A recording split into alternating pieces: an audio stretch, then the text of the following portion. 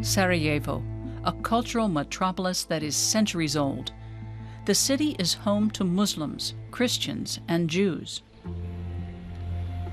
Sarajevo's priceless heritage is preserved in this graying building, the National Museum of Bosnia and Herzegovina. Mirsad Sajaric is the museum's deputy director and the archaeological curator of one of the Balkan region's largest collections of cultural treasures.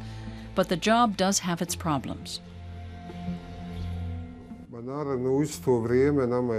It's a blessing, but it's also a curse, because we're not able to preserve or even display all of the items that we have. The museum was closed for many years, and the exhibition halls were not properly maintained. Sajaric says that the Bosnian government isn't interested in the historical, cultural, and religious legacy of this multi-ethnic state.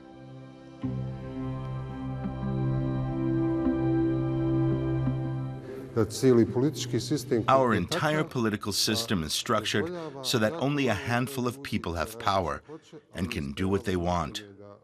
And what they want is to preserve the ethnic and religious divisions in this country.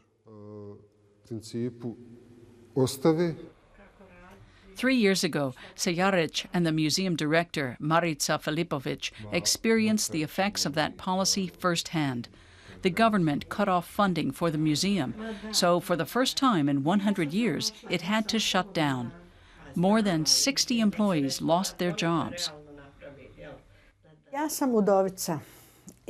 I'm a widow. When they closed down the museum, I felt as badly as I did on the day that my husband died.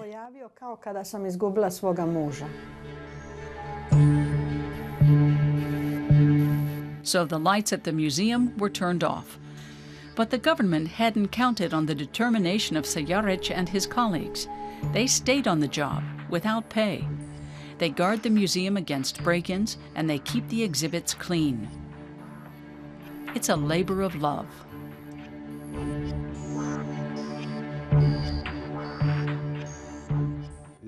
I wanted to do something to help so that I wouldn't be ashamed of myself later on. I refused to accept this injustice.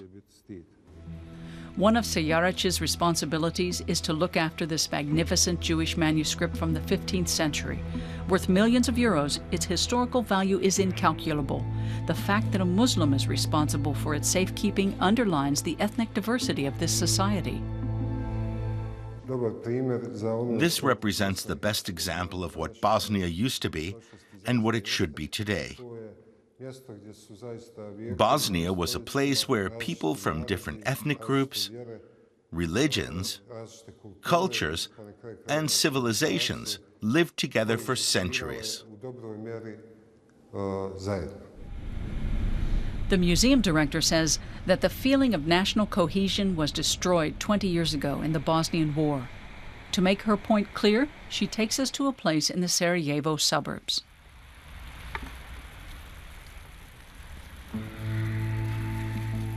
These ruins bear silent witness to bloody fighting that involved Serbs, Bosniaks, and Croats. Our country was deeply wounded by that war, and it still is. The war also wounded us as citizens of Bosnia. Since that time, the nation's parliament has been split among Muslim Bosniaks, Orthodox Christian Serbs, and Catholic Croats. They're not interested in what happens to the National Museum. And that makes Marica Filipovic angry. She knows that Bosnians can live together, as we can see in this display, which portrays life in the 19th century. The various peoples, nationalities, and religious groups that live in Bosnia and Herzegovina represent the soul and the wealth of this nation. The minister in charge of funding for the museum came to a similar conclusion and approved a modest amount of money so that the museum could open its doors again. These preschool kids are taking a tour. And they're excited to learn something about their country's history.